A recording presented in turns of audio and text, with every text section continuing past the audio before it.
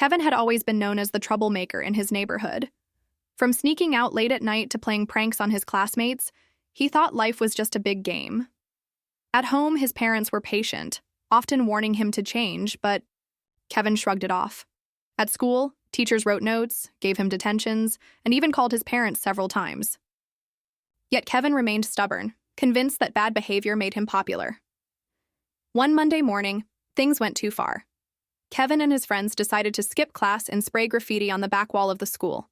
They laughed as the paint dripped down, leaving bold marks for everyone to see. But what Kevin didn't realize was that the principal had installed new cameras just a week earlier. By lunchtime, his name was already called over the intercom. Inside the principal's office, Kevin tried to act brave. His principal, Mr. Dawson, sat across from him, calm but stern. "Kevin," he said, "you've crossed the line. This isn't just about fun anymore. This is destruction of property, and it hurts our school's reputation. For the first time..." Kevin felt uneasy. Mr. Dawson didn't yell or threaten. He handed Kevin a mop and a bucket. "Your punishment," he explained, "is to clean every bit of paint off that wall. And you will do it during recess, lunch, and after school until it's spotless. You will also write an apology to every student who uses this space." Kevin groaned, but he had no choice. The next 3 days were grueling.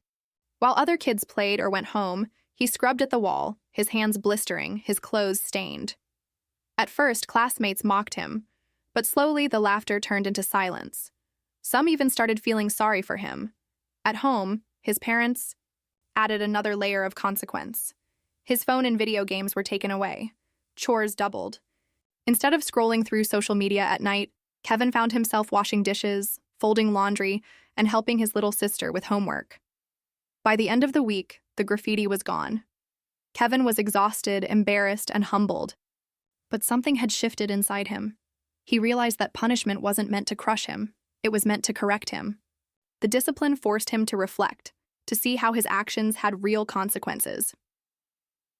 The following Monday, when Kevin entered class, something surprising happened.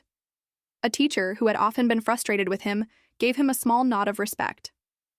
A classmate who once teased him whispered, "Good job sticking it out." For the first time, Kevin felt the value of responsibility. Weeks later, Kevin still remembered those long hours of scrubbing. It wasn't the physical work that changed him. It was the message behind it. Punishment for bad behavior had pushed him to grow, to think before acting, and to understand that being admired didn't come from mischief, but from maturity. Years down the line, Kevin would share this story with his own children.